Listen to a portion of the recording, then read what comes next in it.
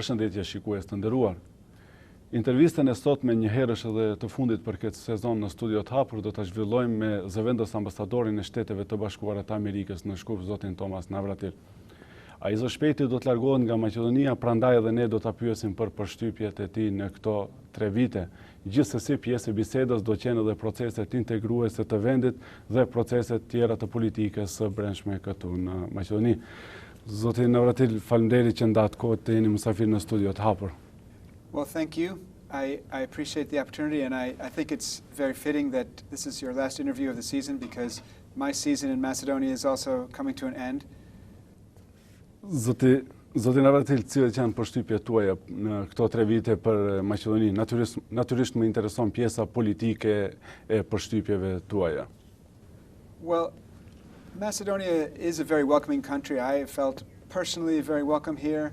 I believe most foreigners and certainly most Americans feel that the citizens of Macedonia welcome our presence. And on the political level, I believe that the Macedonian government and the political leaders in the different parties here in Macedonia are open to advice, are looking for assistance, and are looking to have their country, have the Republic of Macedonia, play a fitting role in the world community, and we've seen that in several different areas. Sipas jush, nëse mund ta deshifrojmë këtë fjali që e thatë, do të thotë se në Maqedoni është arritur mjaft në procesin demokratik. Well, I'm referring to a number of things in that area. I would say certainly in its relations with its neighboring countries. I think the opening of relations with Kosovo, with the Republic of Kosovo, was a very positive step. I think Macedonia has tried to be a good neighbor in this region. I think certainly in the law enforcement area, Macedonia has been a leader in terms of bringing countries in the Balkan region together for training and cooperation. On a broader level, in international peacekeeping, the Macedonian Army has participated with great distinction in international coalition operations in Iraq, in Bosnia, and currently in Afghanistan. So there are a number of areas where Macedonia is performing very effectively on the world stage. Zotin Navratil, ju po flisni për integrime shumë të fuqishme të Maqedonisë rajonale, kontinentale, madje edhe interkontinentale. Mirë po duket se Maqedonia nuk i ka zgjidhur problemet themelore të integrimit të saj në Bashkimin Evropian dhe NATO-s. Besoj se edhe ju do të pajtoheni me mua se për Maqedoninë është më e rëndësishme të integrohet me Bashkimin Evropian sesa të ketë misionin e vet në Afganistan, Irak apo diku tjetër në botë. Well, both are important. Certainly there is a benefit to Macedonia to contributing to the overall security of Europe and the overall security of the world by contributing to operations against terrorism emanating from Afghanistan, for example. But we have no dispute with your question. The United States has long and very fully supported Macedonia's entry into the NATO alliance. Of course, the United States is not a member of the European Union, but we also support Macedonia's membership in the European Union. And Macedonia has achieved for NATO now, has achieved the basic criteria, the standards for membership, and there's one remaining hurdle, and we all know what that is, and that is the name dispute with Greece. So that's where the attention needs to be right now, and that's an issue between the two countries, and they are working on that. And I know you'd like to talk more about that, so I'll stop right now. Atëherë si e komentoni faktin se qeveria e Maqedonisë megjithatë nuk po shpreh ndonjë gatishmëri shumë të fuqishme për ta zgjidhur këtë çështje. Procesi i emrit po zvarritet me vite të tëra. Presioni apo sugjerimet nga faktorit ndërkombëtar nuk kanë rreshtur që nga viti 1991 deri në vitin 2010 që gjendemi tani. Si e komentoni ju këtë fakt, zotin Navratil?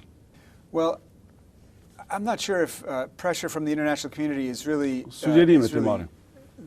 the factor here. I think there's a couple things I would say about this issue.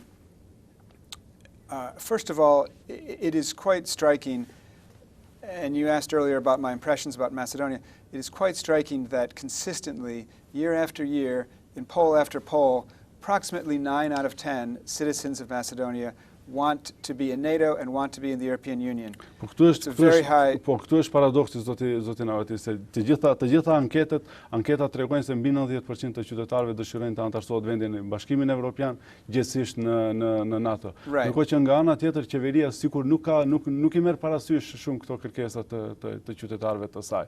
That would not be my judgment. Now, I'm not here as a representative of the Macedonian government. I'm here as a representative of the American government. But I think it seems clear to me, and certainly Prime Minister Gruevski has been on record multiple times saying that that is what his goal is, that is what his government's goal is, and that does reflect the will of the public here. And so this is it's a fundamental test of democracy, really, in Macedonia. The issue is not an easy one. It's not a simple one. It has lasted for many years between the two countries. It does require a goodwill on both sides to resolve. I think there is an opportunity now, and I believe that both governments are working actively on it. So we will see. It's not something that the United States plays any direct role in. So we are encouraging both governments to come together to find a reasonable solution that will, in the first instance, substantially improve the bilateral relationship between Greece and Macedonia, and will open the doors for an invitation to NATO and the beginning of accession talks with the European Union. Zoti Navratil, është interesant se shumë analistë thonë se këtu në rajon janë dy shtete të cilat në një farë mënyrë qëndrojnë larg integrimeve evropiane, gjithsesi larg integrimeve drejt NATO-s.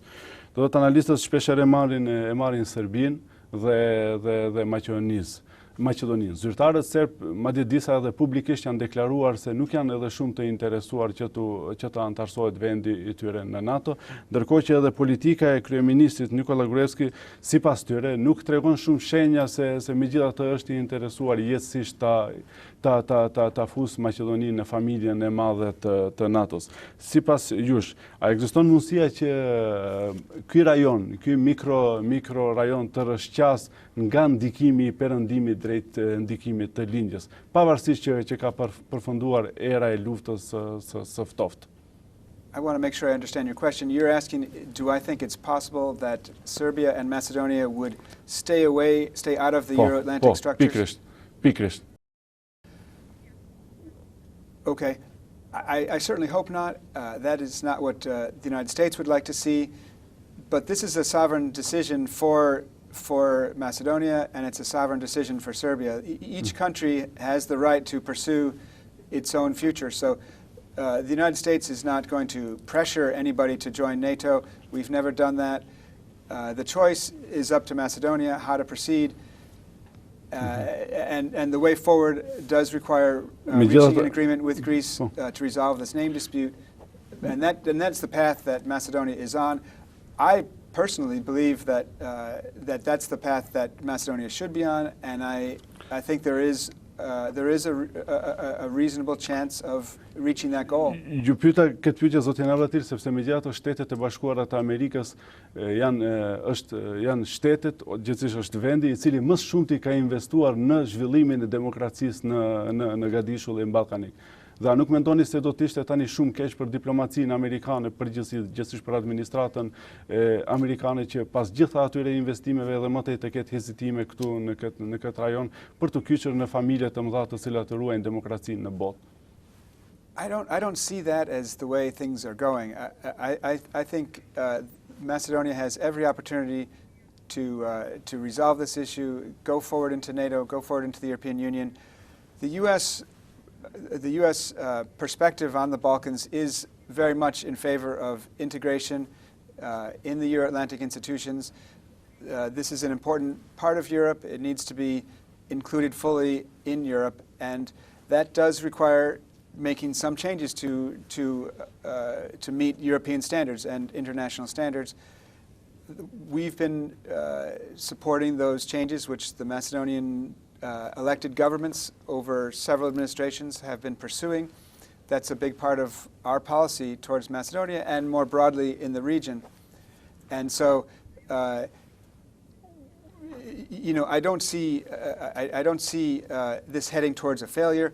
I think we all probably share, though, the sentiment that your question is based on, namely that we would have all liked to have seen this have happened earlier, but we focus on the future. We don't necessarily spend a lot of time and energy arguing about why we aren't there yet or what the problems in the past have been. Megjithatë do t'ua parashtoj një pyetje edhe më të drejtë për drejtë.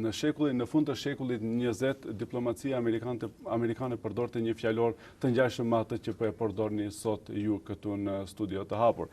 Në fund u paraqit zoti Holbrooke dhe futi një term të ri në politikë, në diplomaci, diplomacia e Holbrookut apo Holbrookiane, nëse mund ta quajmë. A nuk mendoni se ka ardhur koha që në Maqedoni të fillojë të aplikohet pak shumë diplomacia e zotit Holbrooke? I have to admit, I'm not quite sure. I know what you're referring to about Ambassador Holbrooke. Referohem në këtë për shembull pak para sete. Natyrisht situata nuk është shumë e ngjashme, mirë, por megjithatë ne e dimë në shekullin 20 se çfarë ka përjetuar gadishulli ballkanik dhe natyrisht e dimë se ky rajon ka patur edhe një diktator siç ka qenë zoti Milošević. Dhe në fund u paraqit zoti Holbrooke i cili ja tha fjalët e fundit zotit Milošević dhe pas disa çastesh edhe filloi intervenimi i NATO-s. Natyrisht kundrejt saqeve ushtarake serbe. Natyrisht nuk është situata shumë e ngjashme me Maqedoninë, sepse nuk ka nevojë të intervenojë NATO në Maqedoni për të bindur qeveria Gruevski se duhet të fillojë proceset integruese. Por fjalën e kam, a nuk mendoni se duhet pak diplomacia perëndimore, në rastin konkret diplomacia amerikane, të përdorë një fjalor pak më të drejtë për drejtë që të bindet kryeministri Nikola Gruevski se vërtet ardhmëria e këtij vendi është në familjen e madhe të NATO-s dhe të Bashkimit Evropian? Well, as we mentioned, this is I'm in my last week in Macedonia after 3 years, and we've been talking about impressions. And if I was to boil down my impressions or my views down to kind of a single thought or a single sentence, it would be that Macedonia gets to decide. Macedonia gets to decide its own future, and it's not for the United States or for the European Union to guide or push or direct Macedonia. Macedonia is a democratic country. Its citizens have rights and have the ability to pursue their interests and their goals through democratic processes. And that's really the answer for Macedonia's future. It's the citizens here that get to decide by their actions or by their inactions. That's also a form of decision. If citizens are happy with the way things are, then there's no reason to get engaged or get active politically. If they want to see change, they have that opportunity to do so. So the United States, we have our vision of what we would like to see in this region, but it's based entirely on the recognition that Macedonia is a sovereign country, Serbia is a sovereign country, Kosovo is a sovereign country. Every country has its own processes for making its own decisions. We will support the progress towards democracy, towards market economies, towards rule of law, when we have partners that want our support, want our advice. But the ultimate decisions are not being made in Washington or in Brussels. A ka krizë sigurie në Maqedoni, sepse këtu ndër shqiptarët thuhet është një thënie popullore e cila thosë se nëse dëshiron ta dish se çfarë ke në shtëpi, atëherë duhesh ta pyesësh fqinjen. Natyrisht ambasada e Shteteve të Bashkuara të Amerikës është një objekt shumë i madh që i ngjan një mini shteti të vogël dikun në botë, prandaj edhe po e shfrytëzoj rastin që t'ju pyes juve këtu drejt për drejt. A ka apo nuk ka krizë sigurie në Maqedoni? I guess my sense is that it comes down to primarily a choice of the Macedonian electorate, the Macedonian populace. The incursions that we have seen into Macedonia from Kosovo in April and May certainly I think were disturbing. However, the Macedonian authorities did respond in a very professional way, and to address that threat, the presence of heavy weaponry and the makings for explosive devices is very disturbing. But that's basically a security threat or a criminal threat. that needs to be, addressed in cooperation Do të with. thënë për që kuptuar shumë qartë, neighboring në countries. Maqedoni nuk ka krizë. I don't see a security crisis. No, certainly not. But that was, there was certainly, that's a very significant problem if you have militants coming in who, bent on committing violence. And certainly, I think it's worth emphasizing very much in this interview that the United States firmly stands against any use of violence by any party to advance their political objectives. Political objectives should be pushed through democratic processes and by exercising the democratic rights that all the citizens of this country enjoy. Të drejta demokratike të qytetarëve të këtij vendi janë të lidhura shumë ngushtë me marrëveshjen e Ohrit. Ky dokument do të duhet të ishte implementuar deri në fund të vitit 2004. Tani jemi në vitin 2010 dhe akoma edhe sot e kësaj dite debatohet çështja e implementimit të këtij dokumenti.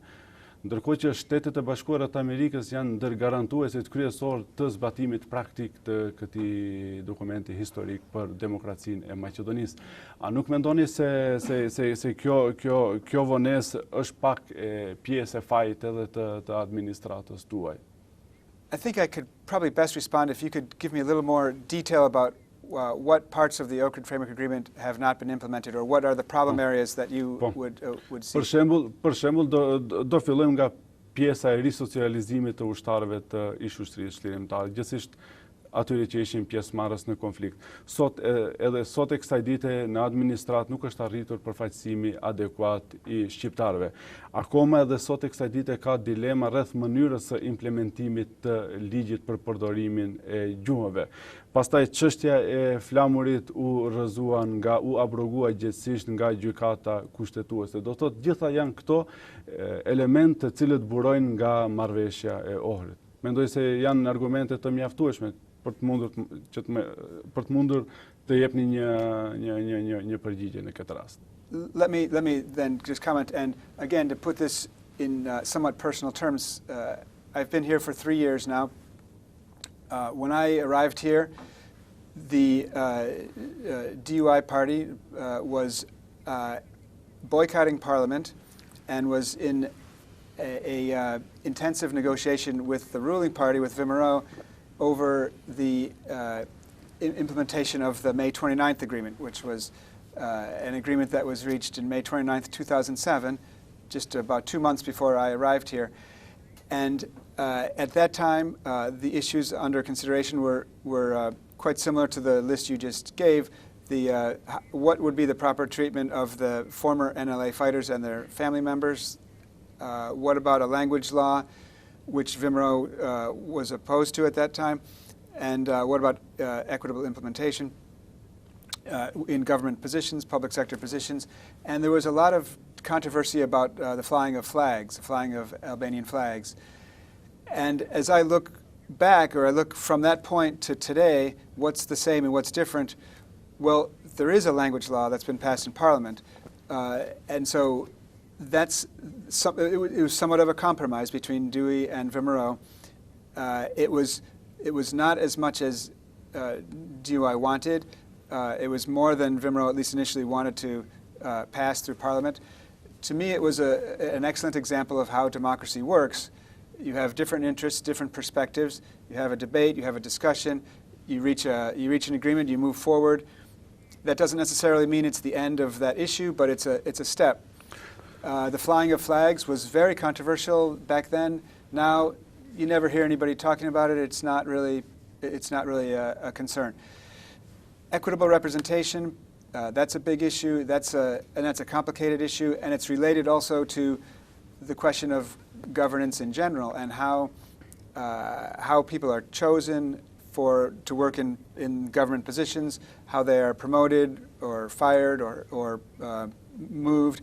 And I think that's an area where there's more work that needs to be done, or more progress that's necessary in Macedonia, both with regard to representation of all the ethnic groups that are here, but also with regard to professionalism and standards of performance that is a major factor for stability in any country and for progress. Të gjitha këto defekte burojnë nga mungesa e kapacitetit politik të partive politike për të zgjidhur këto probleme, po jo? Well, first of all, I would not agree that, in my assessment, that the Ohrid Framework Agreement is not being implemented. It is being implemented. It's not gone as far or as fast as many people would like, but to say that it's not being implemented, I just don't think it's an accurate or a fair assessment, and I think it's based on an assumption that something like that is very discrete and it can be completed. The way I think to look at it is a process. It is like other democratic processes that unfold over time through dialogue, through compromise, through debate, and so I think it's just as important in this case to look at progress that has been made and to look at progress that still needs to be made. And the Ohrid Framework Agreement was signed in 2001. It's about 9 years. That's you can look at that as a long period of time or a short period of time. I wouldn't point fingers at any one party or leader. And if it's a question of should we be satisfied with the progress or not, again, that's a question not for the international community. That's a question for the citizens and voters of Macedonia. And if I could, just one more comment on that from an outside perspective, that this might not seem, I don't know how this would seem from a perspective in Macedonia, but coming here to a country in which there was a violent civil conflict in 2001 with people killed, and then 7 years later, the political leadership of those two groups that were fighting with guns form a coalition government together. That is a powerful act of reconciliation and a powerful sign that all the citizens of Macedonia can work together from different ethnic groups, different political parties. That's what the future and the hope of Macedonia should be based on, is political processes, a democratic process that addresses problems. And so with the Ohrid Framework Agreement or with other things that need to be improved here, and there are a number that I think people would like to see improvements in, really the focus should be on the practical, okay, what do we need to achieve, how do we achieve it, what are the compromises we need to make, what are the deals we can make to move forward. Zotin Navratil, folëm shumë për qeverinë, gjithsesi për partitë në koalicionin qeverisës. Si e shihni rolin e opozitës këtu në Maqedoni? E kam fjalën kryesisht për Lidhjen Social-Demokrate të Maqedonisë në bllokun politik Maqedonas dhe të Partisë Demokratike Shqiptare dhe Demokracisë së Re në bllokun politik shqiptar. Natyrisht po parashtroj këtë pyetje për shkak se jeni në fund të misionit tuaj këtu në Maqedoni dhe më merr mendja se nuk e keni problem që të jepni vlerësimet tuaja. Again, that's definitely not my role. It's up to the voters to decide that. If the question is, do the institutions allow for opposition parties to function effectively, that's somewhat of a different question. But you're asking, do I think the Democratic Party of Albanians or the Social Democratic Union is effective as a political party? Again, that's the only, the major measure of that is at elections, and whether the voters will support them or support other parties or other candidates. So it's a judgment not for an outsider to make, even one who's leaving next week. It's really, if I had just arrived here this week, I would say the same thing. It's for the voters to evaluate. Atëherë po parashtoj një pyetje që ka të bëjë me faktorin ndërkombëtar. Kryetari i Partisë Demokratike Shqiptare, nëse nuk gaboj, para 2 javësh akuzoi drejt për drejt faktorin ndërkombëtar se nuk po ndërhyn në politika qeveritare sipas asaj partie të gabueshme. Me këtë mos ndërhyrje, sipas zotit Thaçi, faktorin ndërkombëtar në një farë mënyre po ledhaton politikën e kësaj qeverie dhe për çdo gabim të saj po bëhet bashk pjesëmarrës, gjithsesi bashk fajtor i gabimeve që ndodhin. Ndjeni në të vërtetë bashk pjesëmarrës në gabimet e qeverisë gruerske? Well, I would say two things.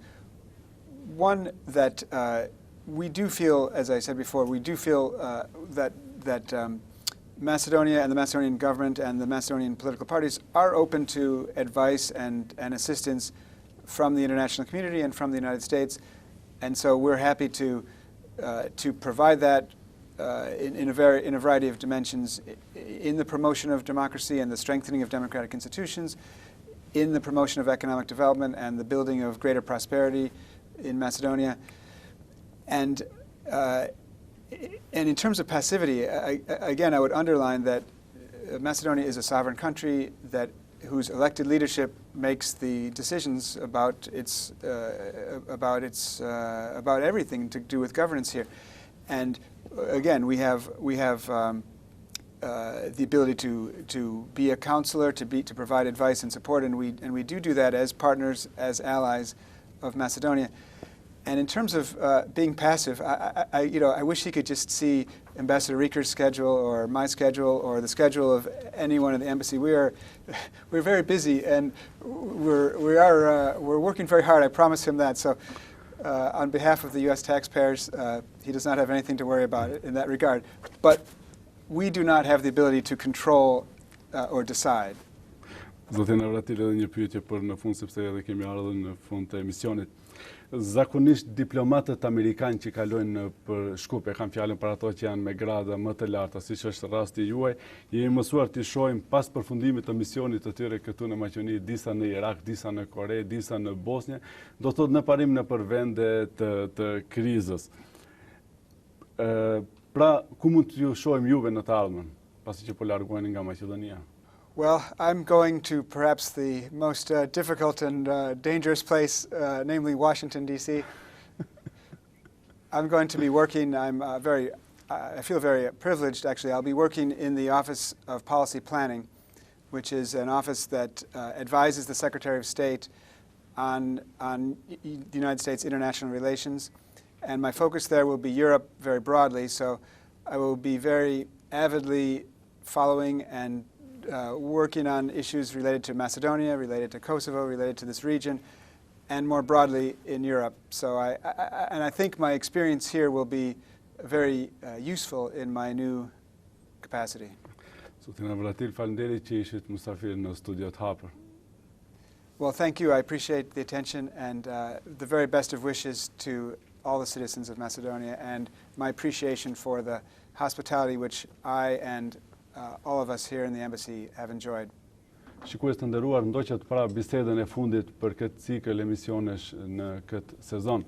Emisioni i radhës do të jetë diku nga mesi i shtatorit.